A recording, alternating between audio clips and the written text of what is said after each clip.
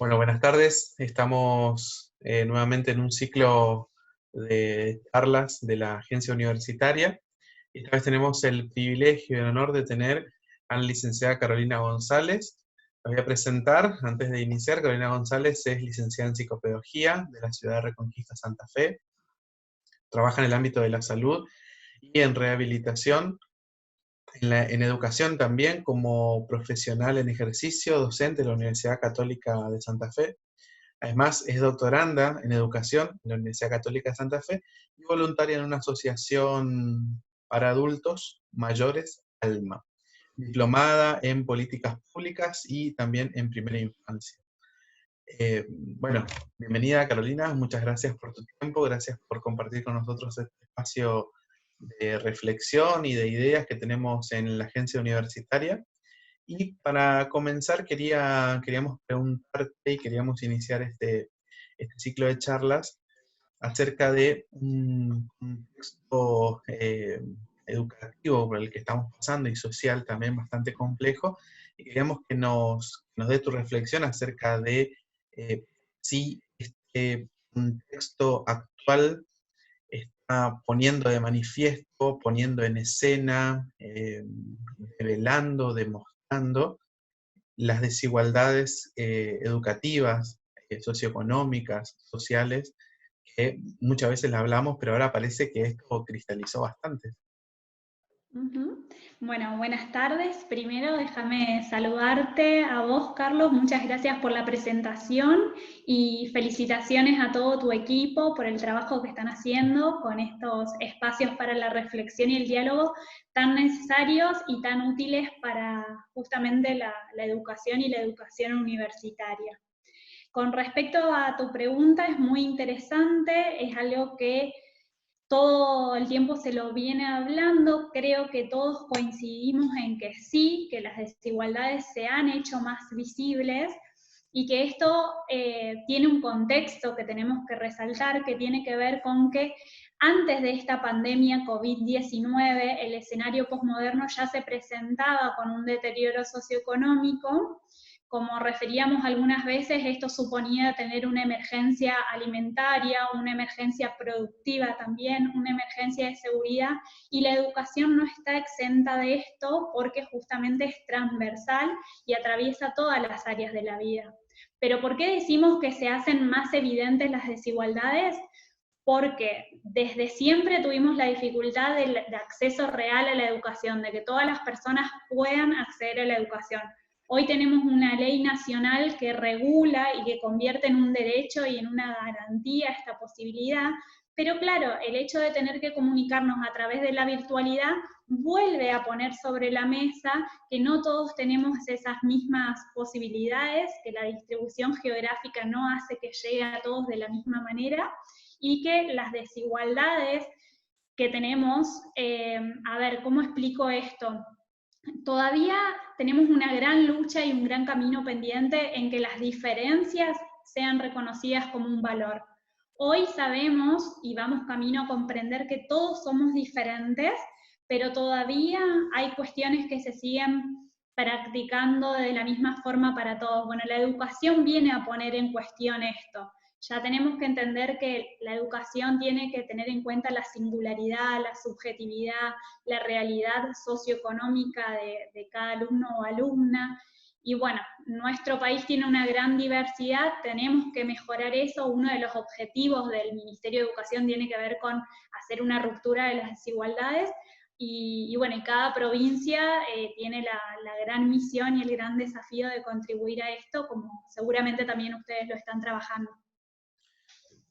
Siempre me llamó la atención una idea de Darwin, y cito de un texto del doctor Rafael Vizquerra. Y Darwin en uno de sus textos dice que no es la especie más fuerte la que sobrevive ni la más inteligente, sino la que mejor se adapta a los cambios. Nosotros estamos atravesando un momento de profundos cambios, estamos atravesando un momento de muchísima tensión, de muchísima angustia, estamos atravesando también un momento que genera cierta incertidumbre en el ámbito educativo, y acá tenemos que adaptarnos. casi a la fuerza, casi superados por la situación. Y en esta manera yo creo que hay muchísimos desafíos, tanto en el ámbito docente, pero sobre todo también en relación a los alumnos Ujú. universitarios. En este sentido de adaptación, ¿cuáles crees que son los principales desafíos? Bien, coincido primero en que la tarea de adaptación nos compete a todos y que en educación todos somos actores.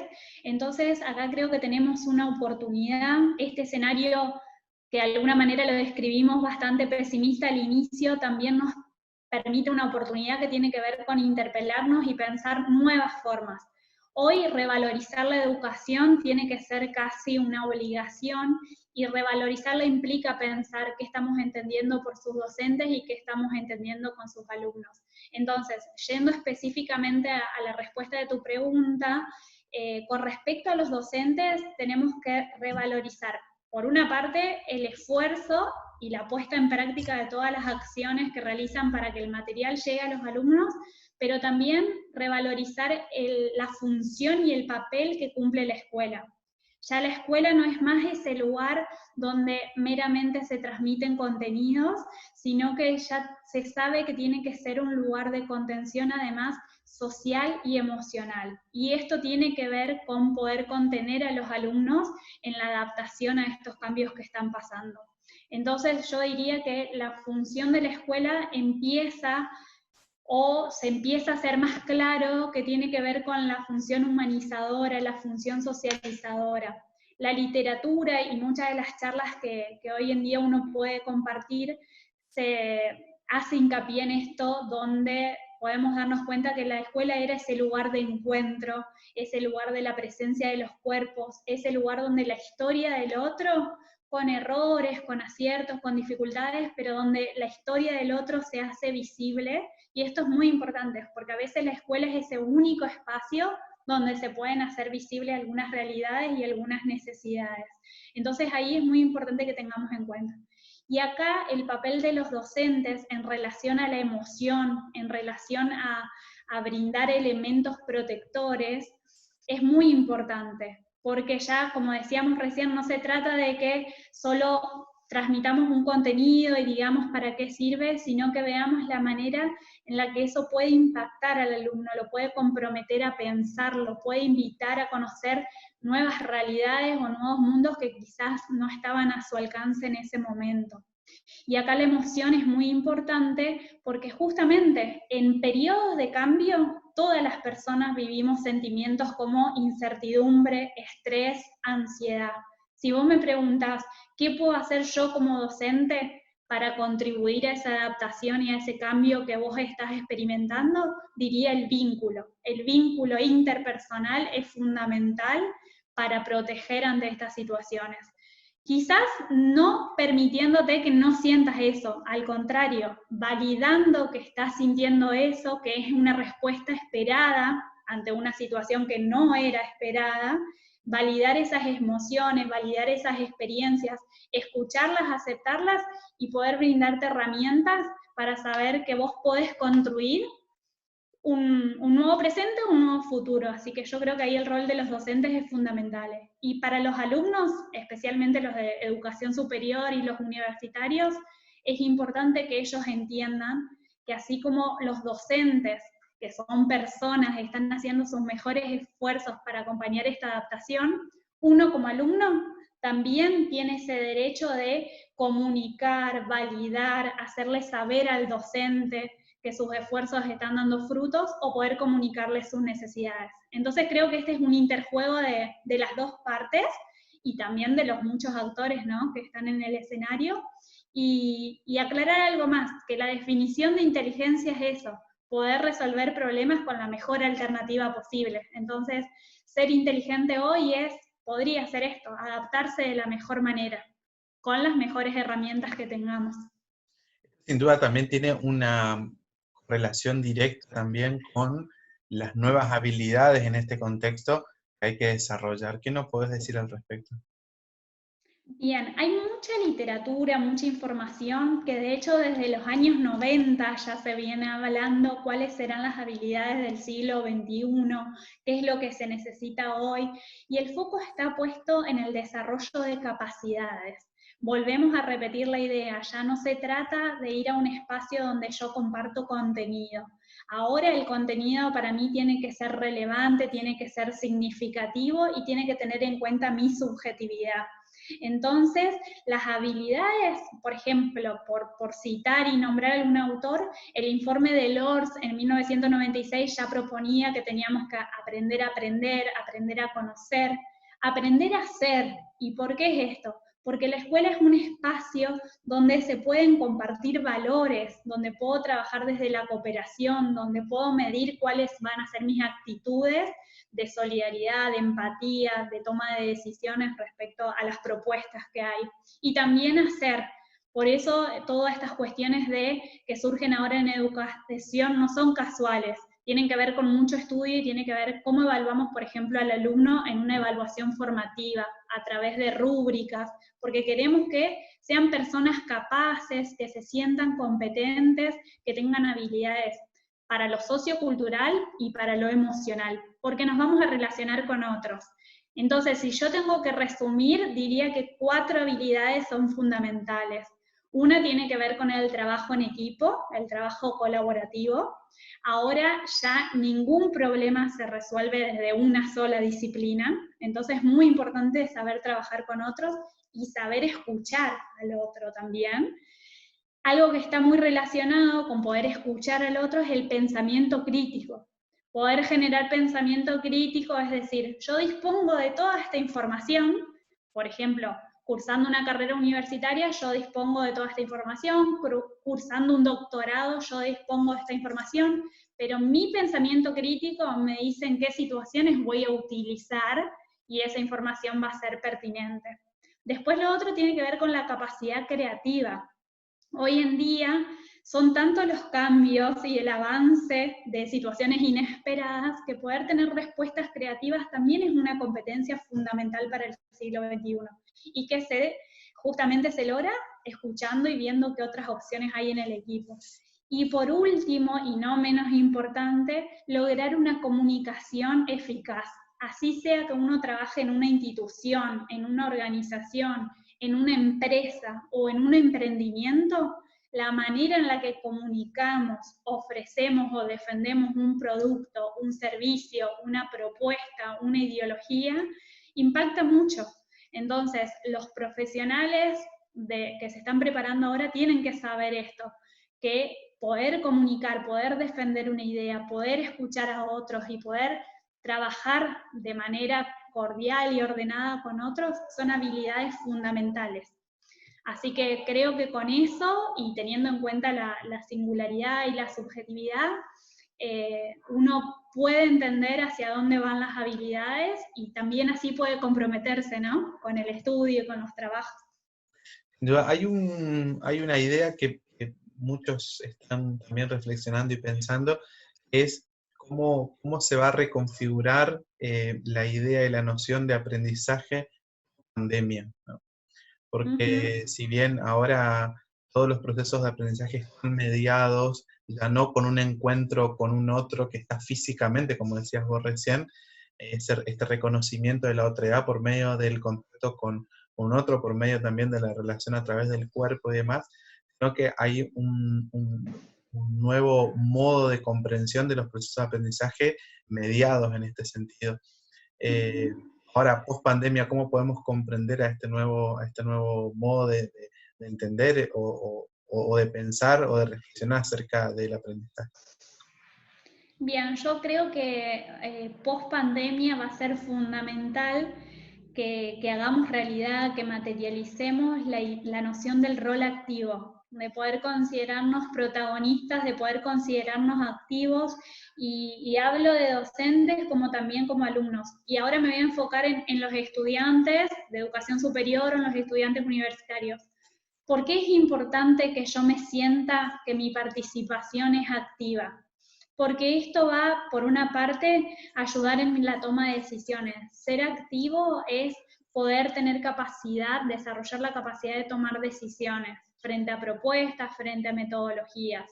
Eso por una parte. Por otra parte, se relaciona con el compromiso del aprendizaje continuo. Un profesional de ahora en adelante tiene que saber que si bien uno va a ir cumpliendo ciclos y pequeñas metas para alcanzar niveles de titulación y demás, el aprendizaje en esta sociedad del conocimiento tiene que ser continuo y a lo largo de toda la vida.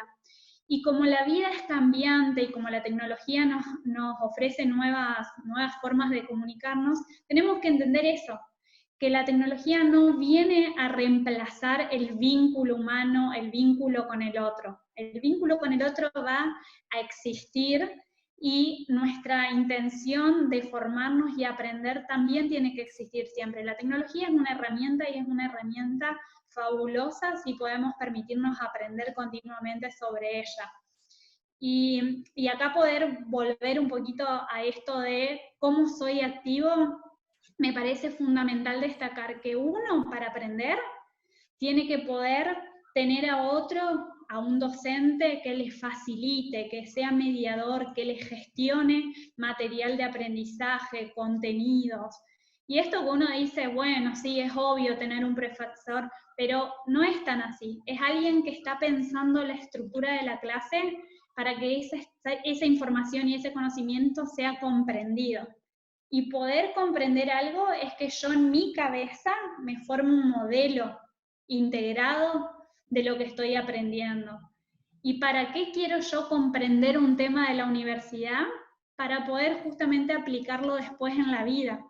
Nosotros hoy con la tecnología no es que queremos que un alumno recite o diga de memoria algo que aprendió, un contenido, sino que realmente pueda integrar aspectos básicos de ese esquema para que llegado el momento y frente a una situación pueda buscar información que lo enriquezca, pueda poner en diálogo algunos textos similares, pueda compartir una opinión con un compañero, con otro estudiante, ¿sí? Estas cuestiones son fundamentales para el aprendizaje, que sea activo, que sea significativo, que sea relevante. Y si vos me permitís, te voy a compartir una técnica re sencilla, que yo creo que con el aprendizaje funciona bien cuando hacemos talleres de estudio y esas cuestiones.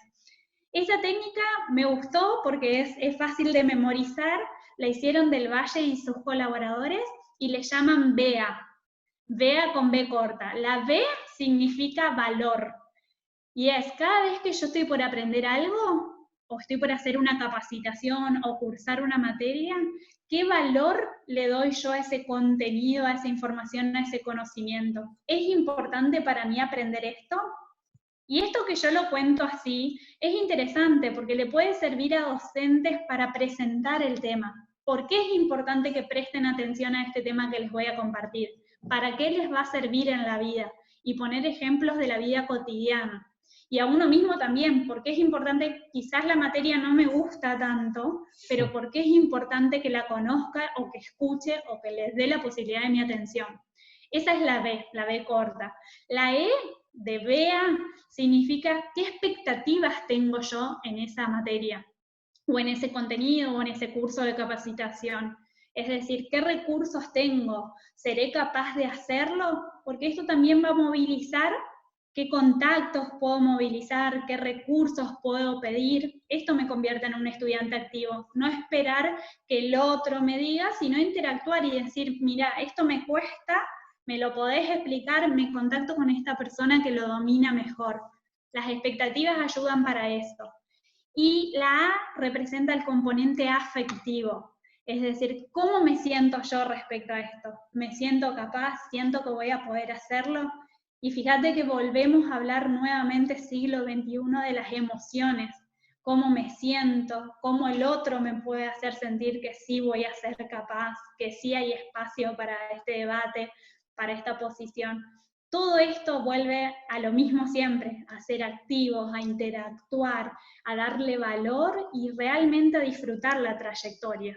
No es algo que tiene que ser obligado porque es algo de lo que yo ahora y el día de mañana voy a trabajar. Así que creo que eso tiene que ver mucho con lo que hablábamos. Tenemos unos poquitos minutos y te pido muy brevemente que que nos puedas sugerir, orientar desde tu profesión, del ejercicio de tu profesión también, algunas sugerencias que nos puedas dar en relación a esto que vos hablabas de ser consciente, crítico y reflexivo. Eh, bueno, me quisiera que profundice un poco más en relación a los estudiantes universitarios. Bien, creo que ya la parte de activos hice mucho hincapié, pero ahora nos faltaría detenernos un poco más en cómo ser reflexivos y cómo ser conscientes, que también lo mencionamos, pero es hora de quizás hacerlo más claro. Ya hablamos de las habilidades interpersonales, de las emocionales, de estar comprometido con el aprendizaje. Hay una parte que me parece fundamental, que es qué puedo hacer yo desde mi lugar de estudiante y desde mi compromiso con la educación para poder comprometerme con el aprendizaje. Y acá creo que es momento de mencionar a las habilidades metacognitivas. ¿Qué es ser metacognitivos? Metacognitivo tiene que ver con poder ser consciente de lo que yo estoy conociendo o estoy por conocer. ¿Cómo soy consciente de esto? Por dos vías. Por una parte, cuánto conocimiento tengo de mis capacidades, y acá esto nos muestra qué importante que es que uno se autoconozca, que tenga autoconocimiento, qué habilidades tengo, en qué cuestiones soy mejor, en qué cuestiones tengo mejores fortalezas y en qué tengo debilidades, porque las debilidades hoy se sabe, específicamente también la psicopedagogía trabaja con eso, que uno las puede fortalecer, que hoy en día tenemos muchos recursos para focalizarnos en nuestras fortalezas, pero también mejorar nuestras debilidades. Y por otra parte, también ser consciente de qué me está pidiendo la actividad, qué conocimiento de la actividad tengo. Y acá voy a profundizar. Para poder comprometernos con un aprendizaje consciente y reflexivo, tenemos factores externos y factores internos. Los factores externos, que están a nuestro alcance, por supuesto, porque después hay otros que no dependen de nosotros, que tienen que ver con estas desigualdades que hablábamos al principio. Pero los factores externos que sí tienen que ver con nosotros, tienen que ver qué momento del día vamos a elegir para hacer una tarea, una actividad de estudio. Sabemos que cada casa, cada familia, cada rutina es diferente, pero ¿a qué voy con esto? Poder pensar en qué momento yo me siento más dispuesto a aprender. Hay chicos o chicas que se sienten mejor a la mañana, otros a la siesta, quizás por el silencio, otros a la tarde y otros a la noche. Bueno, poder conocer en qué momento yo estoy más dispuesto. Otro factor externo que desde la psicopedagogía sugerimos mucho, poder aprovechar la luz natural. Siempre la buena iluminación es un factor importante porque eso también permite a mis canales atencionales ponerse más receptivos. En el caso que no tenga la posibilidad de una buena luz, bueno, poder aprovechar la luz natural. La postura también.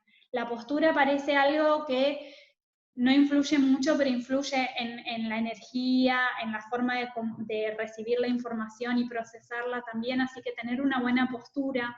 Ni hablar de la alimentación, de respetar un buen ciclo de descanso, por eso desde la psicopedagogía sugerimos siempre tener una rutina ordenada, ser disciplinarios. Obviamente pueden existir imprevistos y uno tiene que ser flexible, pero siempre sugerimos tratar de destinar un mismo tiempo y un mismo momento del día para que esto se convierta en un hábito. Todas esas cuestiones que tienen que ver con lo externo, pero también lo interno, que tiene que ver con la motivación, con el poder sentirme capaz de lograrlo, con poder saber que tengo recursos, que hoy en día puedo buscar recursos externos, por ejemplo, las herramientas digitales, los correctores ortográficos, los tutoriales que están tan de moda y creo que son muy útiles, los videos, poder buscar traductores cuando no conocemos algo, poder armarnos una planilla con glosario de palabras, porque los profesores universitarios siempre decimos, el vocabulario técnico es importante, ¿sí? Otra cuestión tiene que ver con poder disponer de los materiales para hacer un resumen, y en esto me voy al contenido específicamente. Un resumen no es una actividad que la tenemos que hacer de forma inconsciente y pasando nomás el contenido de un libro a un papel. Lo que busca un buen resumen es que activemos diferentes procesos, antes, durante y después. antes de leer un texto, ver qué nos indica el título, qué nos indica el subtema, qué nos indican las fotografías, pensar si conozco algo de este tema, si ya lo escuché antes, si escuché una noticia relacionada. Durante el texto, poder ir sacando ideas principales y poder después ir pensando si las puedo decir con mis palabras, si las puedo explicar, no meramente reproducir el fragmento que está escrito porque sí, o pintarlo de todos colores. Hay cosas que a veces nos dicen que es, mira, pinté todo el cuadernillo de amarillo. Y no, la idea es, bueno, pero vos sos capaz de decir con tus palabras y con tu modelo mental qué es lo que dice toda esa hoja. Si no, todas esas palabras no te sirven. Hay que poder sacar lo principal y poder convertirlo para poder apropiarse de ese contenido, ¿no? Y al final, que tiene que ver con lo que hablábamos del pensamiento crítico, de las habilidades creativas, es, bueno, en la conclusión, ¿puedo comparar ese texto con otro?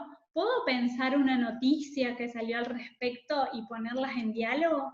¿Puedo dar una opinión de ese tema?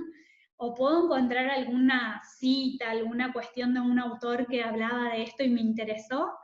Eso tiene que ver con poner el aprendizaje en movimiento, y en esto también la tarea del docente como gestor tiene que tratar de permitir las preguntas, ya sacarnos esa idea de que el que pregunta es porque no sabe, al contrario, el que pregunta es porque está curioso y es al que podemos alentar la creatividad.